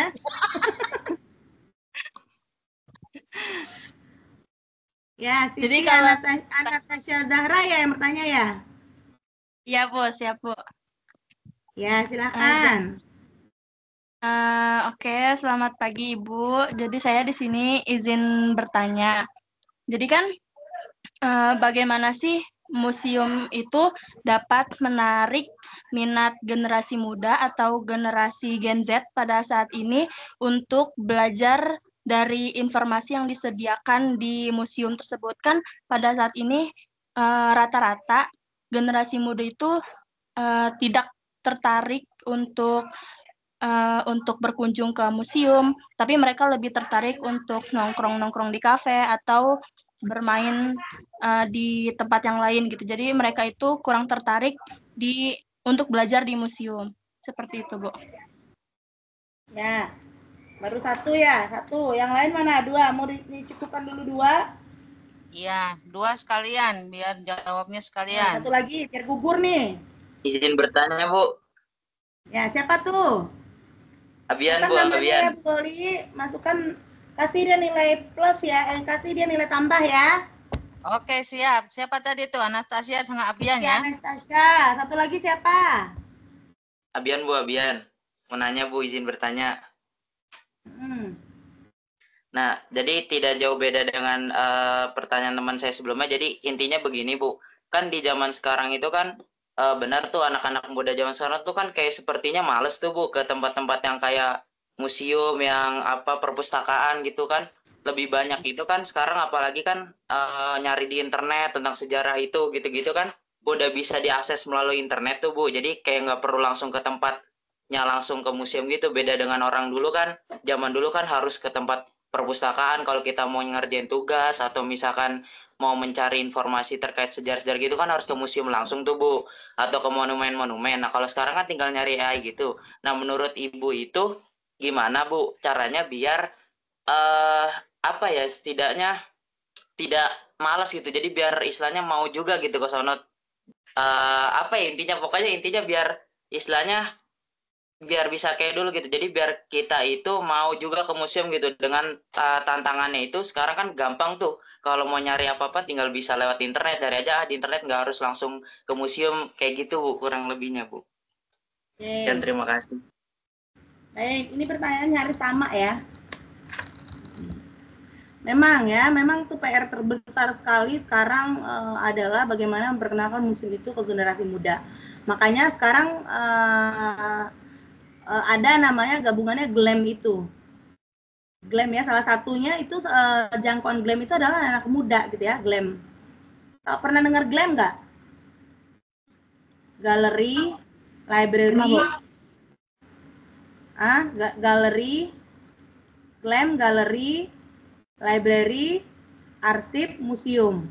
Nah, jadi digabungkan dalam satu GLAM. Jadi bagaimana GLAM itu salah satunya adalah targetnya adalah pengetahuan itu bisa sampai ke generasi Gen Z sekarang. Ini sebenarnya menjadi PR besar ya. Sebenarnya bukan hanya museum aja, tapi juga semua hal. Misalnya kalau perpustakaan, salah satu langkah yang diambil oleh perpustakaan supaya tetap perpustakaan itu eksis di anak-anak muda adalah menjadikan antara konvensional dengan digital, menyentuh anak-anak itu dengan koleksi-koleksi digital gitu ya. Nah, bagaimana dengan museum gitu ya? Sebenarnya makanya seperti yang saya bilang tadi, walaupun museum itu koleksinya bercerita tentang sejarah, masa lampau dan sebagainya, tetapi tetap harus melek teknologi, akses informasi. Supaya apa? Supaya akses informasinya atau aksesibilitasnya itu menarik orang untuk berkunjung gitu ya. Tampilannya juga harus tetap menarik gitu.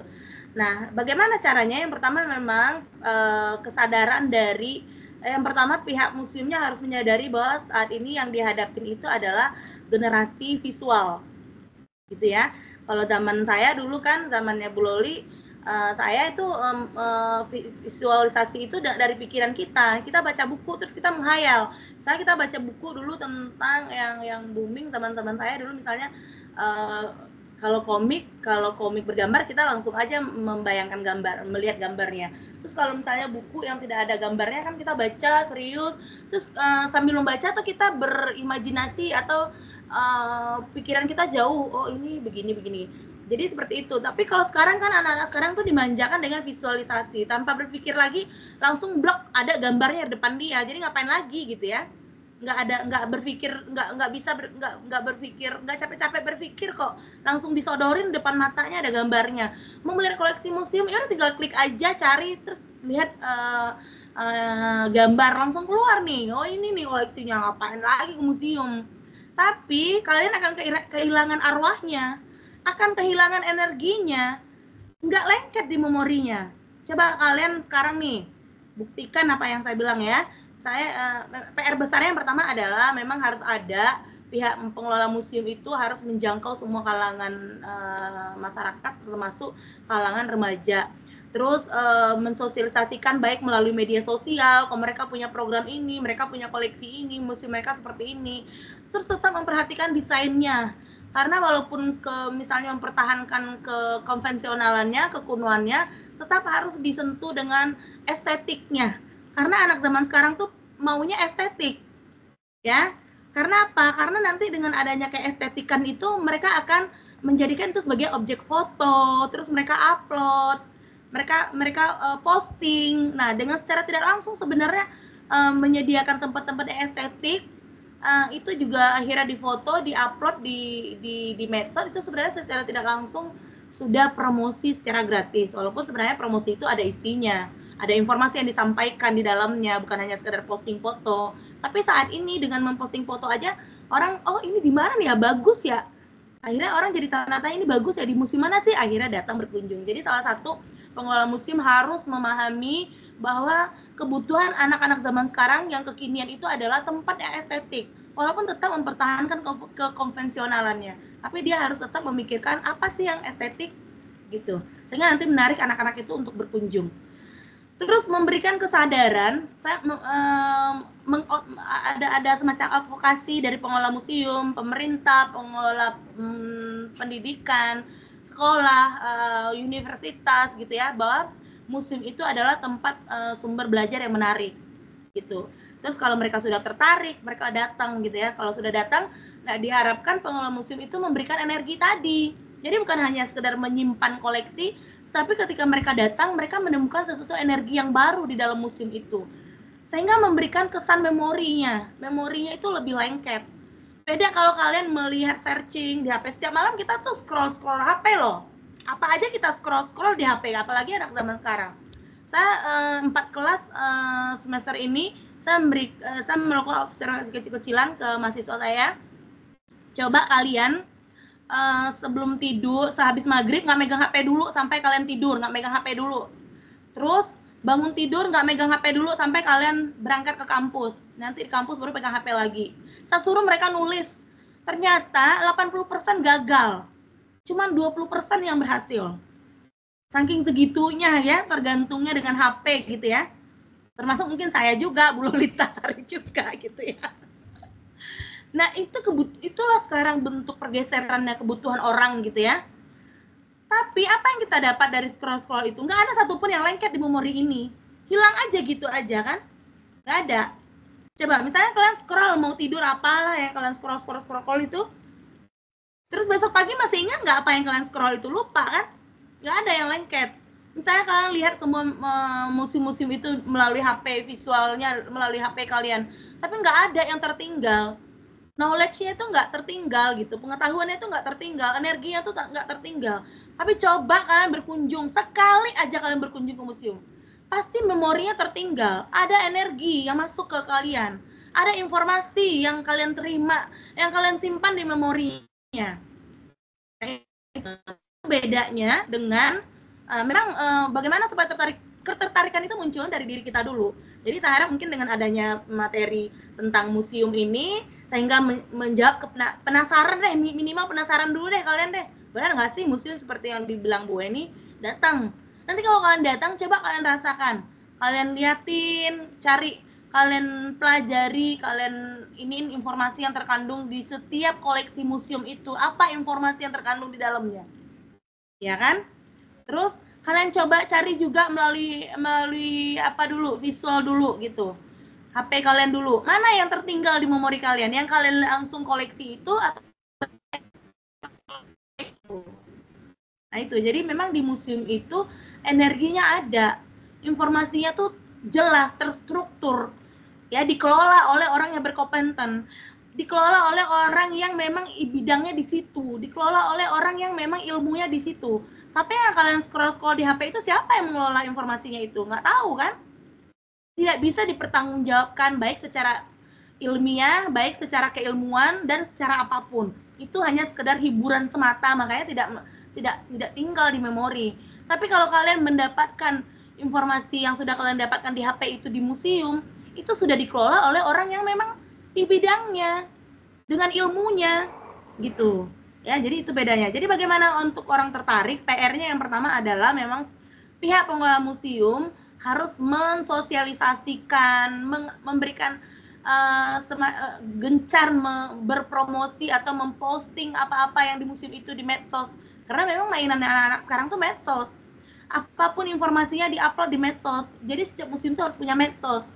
Itu nggak boleh ditinggalkan. Walaupun dia isinya konvensional semua, tapi tetap harus mereka memikirkan apa, TikTok, Instagram, tweet sekarang ya, apalagi banyak Twitter dan sebagainya. Harus mereka ikutin perkembangan itu.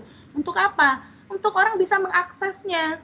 Nanti kalau orang sudah melihat di situ, nanti orang penasaran bagaimana realnya sih, datang.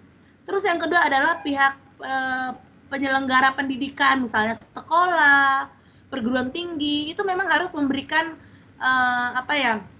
semacam advokasi juga kepada si pelajar, mahasiswa dan sebagainya untuk datang ke museum. Nah, tentunya di belakang itu semua adalah pengelola museum harus menyiapkan. Ketika dia udah mengajak orang untuk berkunjung, dia harus menyiapkan tata kelola yang baik, koleksi yang memadai seperti yang saya bilang tadi. Ketika pengelola museum itu dianggap sebagai panglima perang, dia harus tahu prajuritnya tuh siap nggak untuk tempur, artinya koleksinya itu siap nggak untuk dipamerkan gitu, seperti itu. Terus sehingga nanti dia tidak kehilangan energi gitu.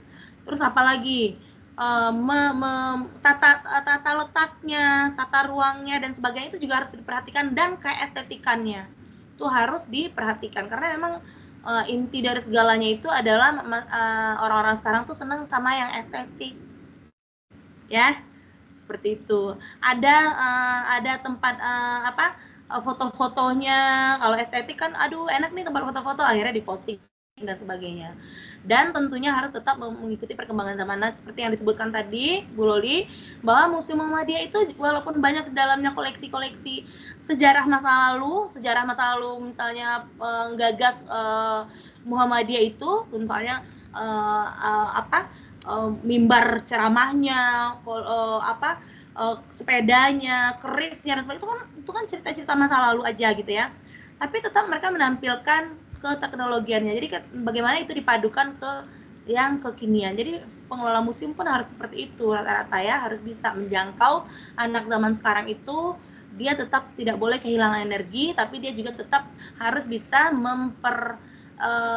mengikuti perkembangan zaman sesuai dengan zamannya. Karena sesuai dengan hadis atau apa yang saya pernah dengar, didiklah anak-anakmu sesuai dengan zamannya. Jadi kalau zamannya sekarang memang medsos, ya memang museum pun harus siap dengan itu, seperti itu. zamannya sekarang misalnya anak-anak suka nongkrong tempat estetik, berarti museum juga siap dengan itu. Di museum itu tidak menutup kemungkinan ada tempat nongkrong juga ya. Misalnya di museum itu dari buku yang saya baca ya, misalnya ada menyiapkan tempat makan, tempat parkir, gitu ya, tempat ibadah. Bahkan di museum itu juga ada perpustakaannya, ada toko cenderamata juga, tempat duduk yang estetik, dan macam-macam. Museum auditorium. Saya pernah berkunjung ke museum tanah ya, museum tanah di Bogor. Nah itu di Bogor itu juga bagus gitu ya. Bagaimana misalnya tanah-tanah di Indonesia ini semuanya ada, sampel-sampel tanah di Indonesia ini ada di museum itu. Untuk apa? Misalnya kalau sampel tanah yang seperti ini, artinya dia cocoknya ditanamnya seperti ini gitu. Nah jadi itu banyak ya. Jadi itu misalnya tanaman-tanaman yang tumbuh di tanah-tanah, sampel-sampel tanah itu tuh ada di museum disimpan. Rempah-rempah misalnya, kita nggak bisa menghindari membohongi bahwa Indonesia ini dijajah dulu karena rempah-rempah. Nah itu semua ada sampel-sampelnya di museum. Coba kalian datang, coba kalau kalian lihat di visual dengan HP kalian, itu kalian nggak punya energi melihatnya. Tapi coba kalian datang ke museum itu, kalian di galerinya itu, tapi memang ya pengelola museum harus paham ya, galerinya harus disiapkan sebagus mungkin, se-friendly mungkin, semenarik mungkin, yang kekinian, sehingga tidak membosankan ketika orang datang ke museum. Itu museum tanah tuh saya baru sekali juga, itu juga mahasiswa yang bawa saya ke sana, mahasiswa semester 2 juga tahun lalu ya. Nah itu saya kalau nggak dibawa mahasiswa saya nggak tahu juga. Ya artinya mahasiswa itu boleh cari tahu melalui gadgetnya, tapi langsung telusuri TKP-nya gitu. Nah itu baru kalian mendapatkan energi yang sempurna itu. Kalian dapatkan di melalui medsos kalian, scroll-scrollan HP setiap malam, terus kalian ada waktu langsung datangin TKP-nya. Itu coba deh kalian rasain tuh. Pasti kalian bilang, oh ternyata ini energinya tuh di situ gitu. Jadi jadikan scrollan HP itu sebagai alat untuk menemukan aksesnya, tapi langsung tuju tempatnya gitu. Itu baru, itu sempurna terekamnya di memori kalian. Seperti itu ya. Nah, mungkin seperti itu ya. Mungkin Bu Loli mau menambahkan barangkali pengalamannya pernah ke museum mana gitu. Saya akan nampilkan yang mungkin bisa mahasiswa datang ke sana. Kelihatan kah? Opening kredit. Kelihatan? Ya, kelihatan. Filmnya tentang sejarah Indonesia yang Nah, diproyeksikan. ini museum ya, yang ada di Museum Gajah, Museum Nasional atau terkenal dengan Museum Gajah. Jadi kita bisa nonton dengan sudut 160 Ada yang pernah ke sini? Ini. Ada yang pernah ke sini? Belum, Ibu. Lama filmnya 30 menit. Nah, dulu Lama waktu film Ibu boleh foto-foto 2 dan tahun yang video. lalu masuk ke museum ini inovasi yang terbaru ya, seperti mana Ibu yang dikatakan bahwa museum itu harus berkembang dan juga misalnya kalau berkembang kan berarti menggunakan AI dan Filmnya juga ngebahas tentang sejarah Museum Nasional. waktu 2 tahun lalu Ibu masuk ke sini 5.000, sekarang kayaknya sudah 3.000. Jadi artinya memang museum itu saat ini sudah Aku cerita dulu sambil kita nonton. Jadi video ini diambil bulan Juni 2022. Anda nih mungkin bisa ke sini tuh. Jadi Wajib tiket museum 15.000. Sekarang penjualan tiket untuk 1 bulanan dulu terbatas sekitar 9 hari sampai 2 minggu. Gempa.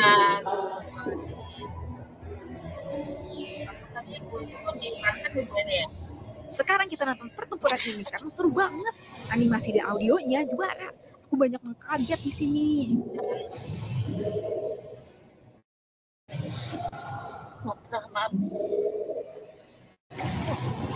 Visualisasi tanah bergetar di lantai kelihatan kayak nyata. Nah ini gambar Pokoknya aku nggak nyesel udah mampir ke ruang Immersiva. bukan hanya Apalagi sekarang harganya udah naik jadi depan layar Anda saja, tetapi di bawahnya juga di bawah lantai terang. Jadi seakan-akan yang dulu main-main di ruang Immersiva. Untuk konten low budget lainnya bisa cek terjadinya purnama, terjadinya Kalau tertarik berkunjung, ini dia harga tiketnya. Link pembelian bisa didapat Itu mungkin tambahannya. Menarik kan? Jadi museum itu betul-betul sebagai pusat belajar dan kemudian pusat pengetahuan ya, yang berupa artefak yang dapat Anda lihat. Tidak hanya bisa Anda lihat di perpustakaan mungkin dalam bentuk buku-buku, tetapi mereka Anda bisa lihat melalui virtual gitu ya. Yang sebagaimana tadi Ibu katakan, ketika misalnya ke Museum Aceh itu ya Allah gitu, betapa kita mendengarkan jeritan-jeritan mereka dan seterusnya.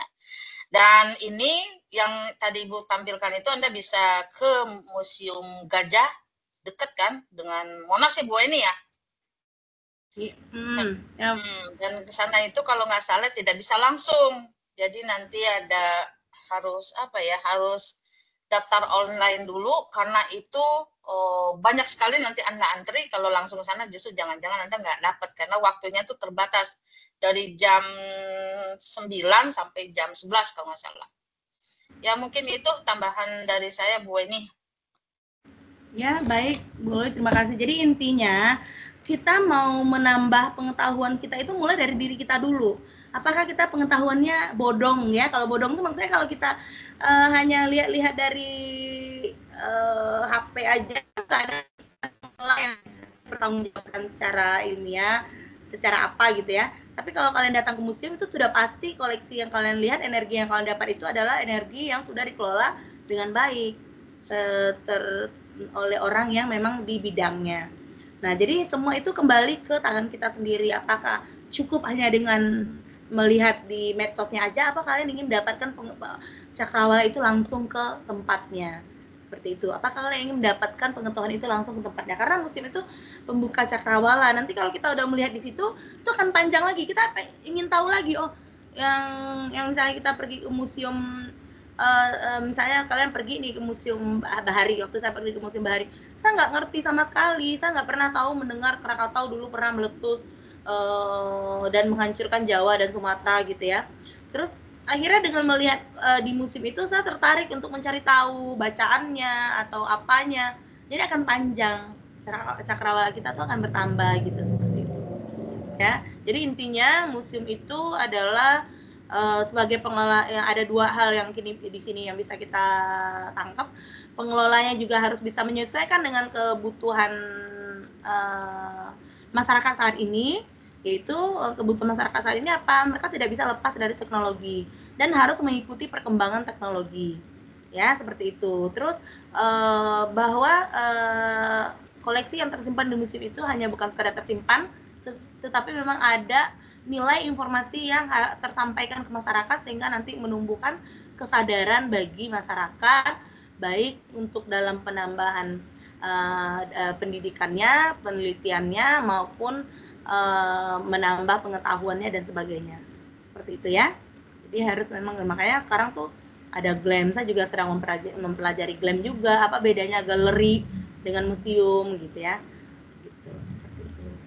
Kalau museum itu memang harus ada sesuatu yang diinformasikan ke masyarakat, baik itu budaya, sejarah, seni, ilmiah, dan sebagainya. Kalau GLAM itu dia lebih kepada memamerkan nilai-nilai seni, baik seninya itu nanti ada nilai sejarahnya juga, tapi tidak seperti, kekuatannya tidak seperti museum kalau menurut saya. Yang jelas secara undang-undang ada aturan yang jelasnya. Baik, mungkin itu dari saya, Bu Loli. Mungkin waktunya juga sudah kelamaan. Nanti teman-teman mungkin ada yang mau malam minggu persiapan. Saya kembalikan lagi kepada Bu Lolita Sari. Ya, silakan Siva.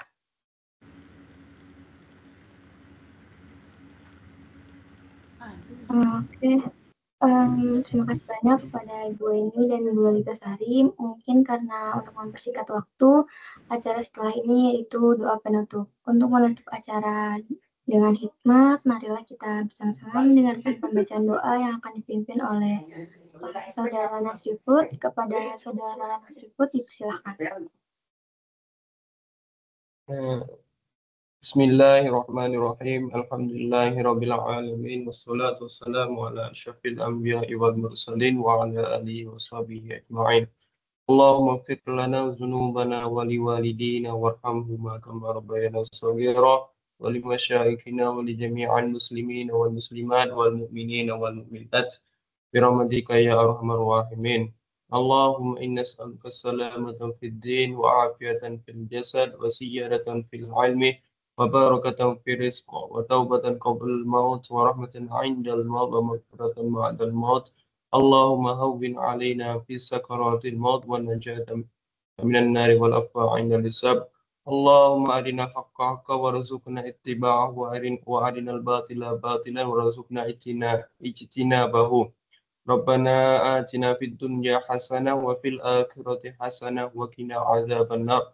وصلى الله على سيدنا محمد وعلى آله وصحبه وسلم والحمد لله رب العالمين. Amin, amin, ya rabbal alamin. Baiklah, sebelum acara benar-benar selesai, mari kita abadikan momen berharga ini bersama Ibu Weni dan Ibu Lolita Sari. Tapi sebelum sesi dokumentasi, akan ada penyerahan sertifikat kepada Ibu Weni yang akan dipandu oleh Syifa. Bisa di-share screen dulu. Sertifikatnya oleh Tri. Terima kasih.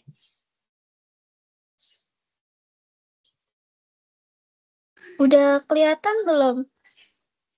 Sudah.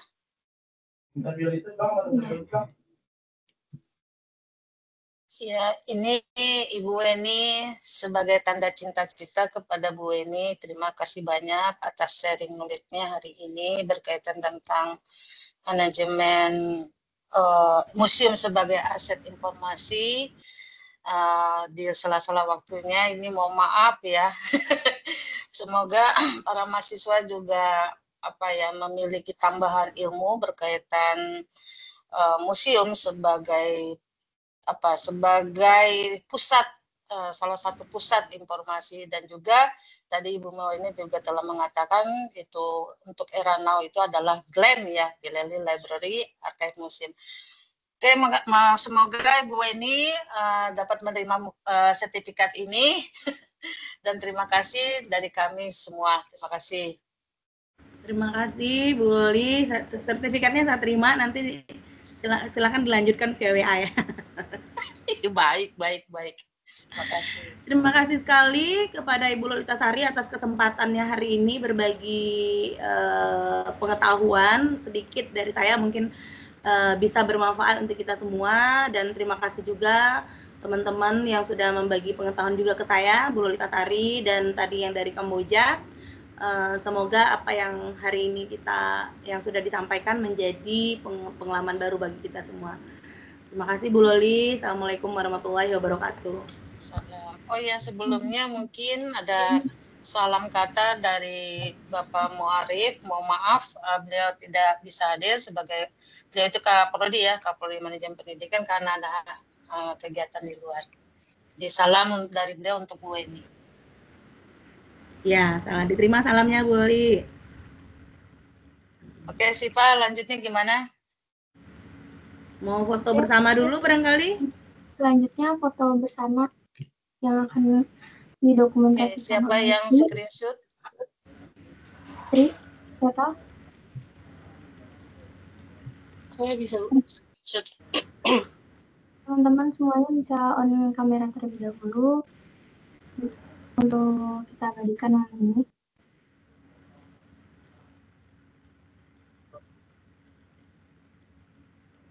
Siswa bertanya, santai aja bertanyanya. Iya, santai aja.